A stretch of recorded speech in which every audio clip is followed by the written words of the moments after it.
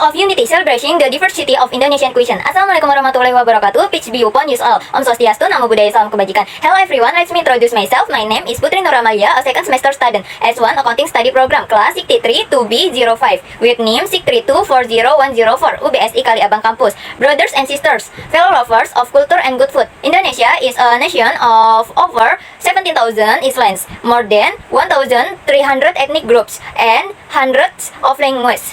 With such diversity, it's no surprise that our culinary landscape is just as colorful. But if there is one thing that unites all, beyond flags, songs, and slogans, it is the food on our tables. Today, I would like to invite you all to dive into one of our nation's great treasures. A treasure that we can smell, taste, and enjoy together at the dinner table. That treasure is Indonesian cuisine. From the western tip in Sabang to the eastern tip in Merauke, each region has its own unique flavors, distinctive stories, and traditions that have been passed down through the generations. From the rich rendang of Minangkabau to the fresh flower of Bali, from the smoky aroma of Sate Madura to the comforting warmth of papeda from Papua or pempek Palembang, and we have soto from various regions that each have their own characteristics. Soto Betawi, soto Lamongan, soto Kudus, and many more. Every dish tells a story of a people, a land, a climate, a history, a story passed down through generations, seasoned not only with speech but with love, patience, and culture. In every bite of rendang, there's the wisdom of the Minangkabau. In every spoonful of soto, there's the warmth of home. And in every serving of nasi goreng, there's a little pitch of everyday Indonesia, simple yet beloved by all. What is extraordinary about this wealth is not only its diversity, but how food becomes a bridge of unity. At every dining table, there are no difference in ethnicity, religion, or background.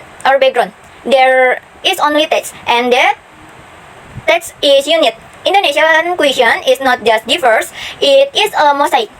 Each region adds its own color, its own flavor, but when put together, they create a harmony that is uniquely ours. A reminder that in our difference, we are stronger, richer,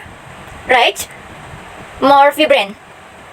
Our cuisine is a mini portrait of Indonesia, diverse but one, rich in taste but full of harmony. This is proof that diversity is not a dividing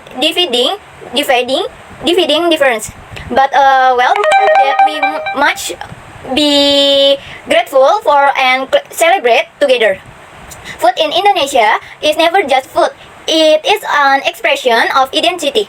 A way to welcome guests, a gesture of celebration, a language that speaks without words. So let us be proud, not just of how good our food tastes, but of what it represents: unity in diversity, creativity without borders, a nation that honors the past while embracing the future. Let's protect and preserve the culinary arts of the archipelago. Let's support local farms, UMKM actors, and housewives who are the guardians of taste in every household. Let's be proud that behind a plate of rice, there is a story about a great nation. May we continue to celebrate this rich culinary heritage, not only in our homes and markets, but in our hearts. Thank you. Wassalamualaikum warahmatullahi wabarakatuh. Greetings Indonesia Raya. Bye.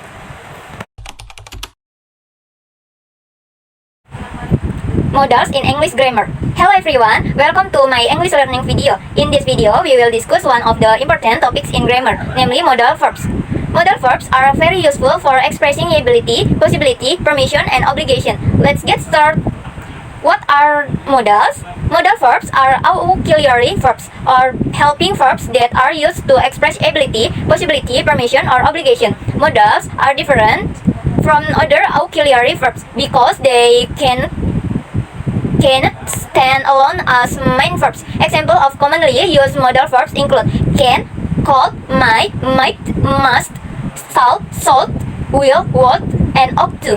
List of modal verbs. Some of the most commonly used modal verbs in English are as follows: can, could, might, must, shall, should, will, would, ought to. Use of modal verbs. Now let's look at the main function of modal verbs. Modal verbs are used to express ability, express possibility, give or ask for permission, express obligation or advance. Modal verb for ability. To express ability, we use can and could. Can is used for current ability.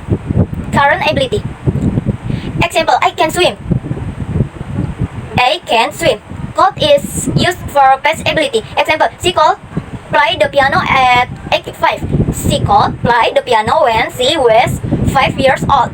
Modals for permission. For permission, we can use can, might, or could. Might I leave early? Might I go home early? Can I use your phone? Might I use your phone? Could I borrow your book? Might I borrow your book? This sounds more polite. Modals for possibility. For possibilities, we use might, or could. Example: it might rain later. It might rain later. She might come to the party. She might come to the party. This could be dangerous. This could be dangerous. Modals for obligation and advance. To express an obligation or give advance, we use must, strong obligation. Example: you must wear a seat belt. Should, advance or suggestion. Example: you should add more vegetables. Have to, obligation from outside. Example: I have to study for the exam. Not, have to is not a true modal verb, but it is often used like a modal. Negative forms of modals. We can also make negative forms of modal verbs. Can, prohibition. Example: you can park here. Mustn't, strong prohibition. Example: you mustn't cheat. Shouldn't, suggestion not to do something. Example: you shouldn't eat too much sugar. Practice rewriting sentence with modals. Let's try a little practice. Change a following sentence using modal verbs. I suggest that you get a good lawyer. You should get a good lawyer. A university degree isn't necessary for that job. You don't have to have a university degree for that job. Eating is forbidden in class. You mustn't eat in class. Real life example. Here are some examples of modal verbs in everyday conversation. Teacher, you must submit your homework tomorrow. Student, could you help me with this text? Modal verbs are used to express ability, permission, possibility, and obligation. Modal verbs such as can, might, must, should, and will make sentence more expressive and clear. They are not followed by to and are followed directly by the base form of the verbs. Okay, thank you for watching this video. See you in next video and keep out the spirit of learning, friend. Bye.